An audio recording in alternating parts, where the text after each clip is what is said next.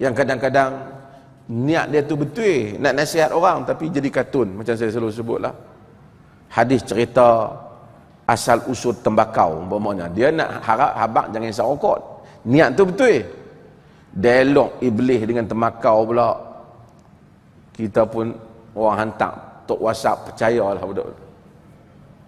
Dialog Nabi dan Iblis yang dulu sebahagian masjid-masjid selalu ada, saya sudah sebut. Kononnya Nabi tanya Iblis, apakah tempat yang menjadi kegemaranmu? Kata Iblis, panggung wayang. Zaman Nabi mana ada panggung wayang? Sehingga dialog tu nak berlaku macam tu. Dan diedar, ditulis dialog Nabi dan Iblis, orang pun percaya.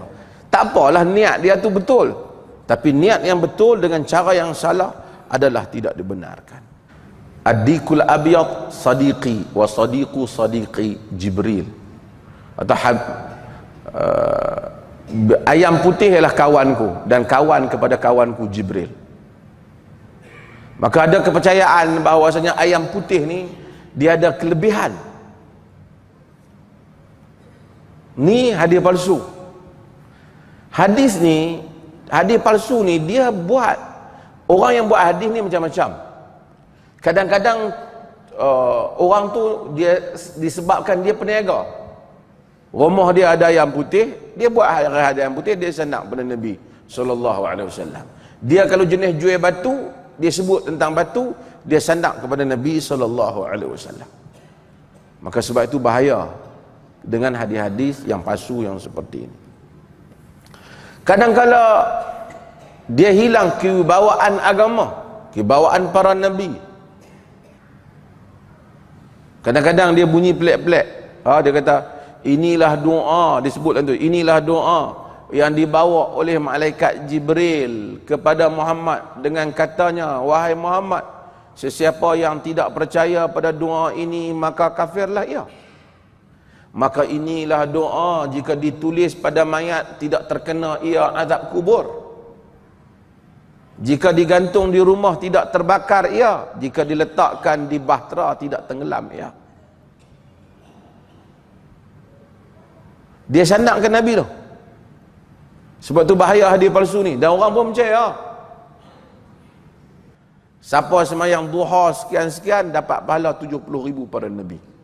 Banyak hadis-hadis dalam internet dia keluar. Kata Ibn Qayyim dan kenyataannya yang masyhur, ka'anna hadzal kadzdzab al-khabith lam ya'rif anna ghayra Allah law 'abada Allah umru Nuhin lan yu'tiya ajru nabiyyin wahid.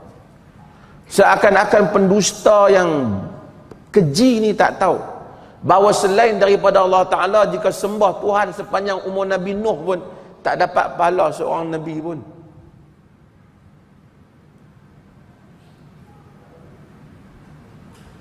Ni pahala 70, dia buat 2 rakaat 70,000 para Nabi. Dia kata, tentu dah aku tak masuk neraka. Seorang Nabi pun tak masuk neraka dah. Aku dah lebih daripada 70 Nabi ya. Bukan 70,000 Nabi. Sebahagian 70 Nabi, 70 Nabian, 70 Nabi. Dulu ada, kita duk komplain, zaman dulu kita komplain. Sekarang tuan-tuan tak tengok lah, dulu ada.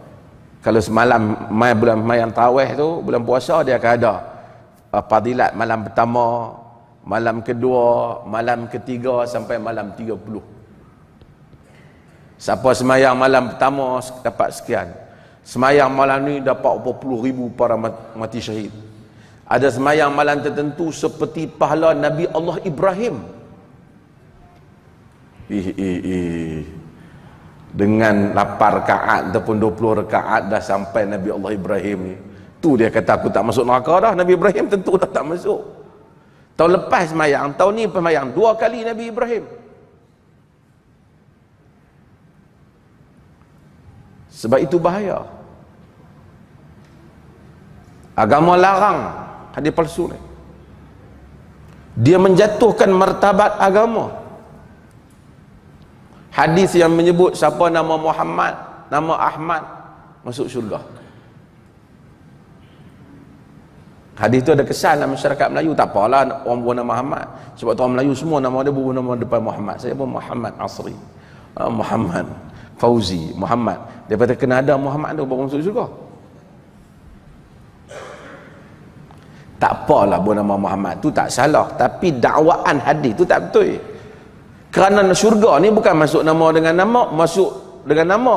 Syurga ni masuk dengan amal. Kalau orang nama Awang pun dia beramal soleh, masuk syurga. Nama Muhammad pun dia tak beramal soleh, tak masuk syurga. Dia bercanggah dengan prinsip-prinsip agama. Dia tak boleh jadi hadis. Bahtera Nabi Nuh tawaf di Kaabah 7 kali tawaf dan sembahyang 2 rakaat. Bahtera tu.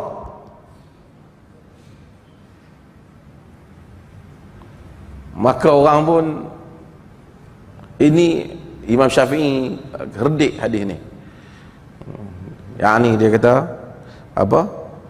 Dia mereka sendiri yang membuat hadis yang seperti ini. Macam mana bahtera Nabi Nuh pergi tawaf pula. Dan orang kita dia suka cerita-cerita ni. Sebahagian riwayat-riwayat ni dia mari melalui jalan yang saya sebut, yang kita selalu tahu, Israiliyat. Terung itu untuk apa yang dia dimakan. Pasal ada hadis yang sahih, Zamzam 5, ma'u Zamzam 5 syuribalah. Air Zamzam untuk mengikut niat orang yang minum. Jadi Toki Terung pun kata, aku pun kena buat hadis macam ni juga. Jadi dia buat hadis tentang terung. Lalu ada orang beli terung. Kemudian Toki kacang, orang kita panggil kacang apa? Kacang dal lah. Orang Penang kata kacang parpu. Kan? Kacang dal lah, adas. Toki adas pun buat, adas ini adalah makanan para nabi. Toki beras pun buat hadis. Laukana ar-rusul rajulun, laukana ruzul rajulan lakana haliman. Kalaulah beras itu seorang lelaki, nescaya ia seorang lelaki yang bersopan santun. Toki beras buat. Jadi banyaklah hadis-hadis palsu tersebar. Lah, mai zaman sekarang ni ramai orang berniaga. Kopi Nabi. Itu antara hadis palsu tu. Pasal dia sanad kepada Nabi.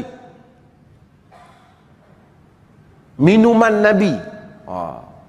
Dan ini saya dah selalu sebut, kita kena tahu. Nak sandar-sandar ke Nabi ni kena hati-hati. Kadang-kadang kita sandar satu benda, kita tak teliti. Kita berlebih-lebihan. Orang Melayu ni dulu ni dia jarang minum susu, kebelakangan ni minum susu. Orang putih lah kalau tengok minum susu ni, susu lembu. Lah ni bila kambing hak besar-besar main ni, orang mula berniaga kambing, perah kambing. Susu kambing ialah susu Nabi. Tentulah Nabi minum susu kambing. Nak minum susu apa lagi yang ada? Susu lembu, susu kambing. Ada hadis tentang susu lembu, tapi berlebih-lebihan pula kempen tentang susu kambing ni. Adalah khasiat dia. Kalau saintifik kata okey, tak apa. Tapi untuk dijadikan dengan minum ni jadi ini, kerana Nabi minum ni jadi begini, kadang-kadang itu tokok tambah. Nabi minum susu kambing, Nabi makan tamar. Ini semua benda yang Nabi makan yang ada pada persekitaran Nabi. Mana yang Nabi sebut bagus, kita beriman dengannya, kita terima. Antara hadis palsu tersebut, akhiru arbi'a minasyahr yaumun nahas mustamir. Hari Rabu yang terakhir bagi setiap bulan ialah hari naas yang berterusan. Sebab tu ada petua, jangan buat jangan pi mana-mana hari Rabu terakhir, ni bahaya. Dulu orang kita mandi safar pun sebenarnya dia ambil daripada khurafat. Kerana safar ni Arab. Sebab tu kalau kita tengok zaman dulu yang mandi safar tu tulis ayat, lepas semua diayak tu, yang tulis tu ustaz je tolong tulis kat depa. Nak elakkan bala. Agama datang, agama tentang karut-marut yang seperti ini. Antara lain lagi riwayat yang menyebut man ahabba karimataihi fala yaktubanna ba'dal asr. Siapa yang sayang kat mata dia jangan tulis lepas asar. Mungkin dulu betul kot, dulu tapi bukan hadis Nabi, petua. Tapi zaman lah setengah orang lepas asar jangan duk tulis apa dah, kelabu mata. Dan ini juga bukan hadis yang sahih daripada Nabi, bahkan ia termasuk hadis palsu. Antaranya lagi ialah banyak hadis-hadis palsu yang lain.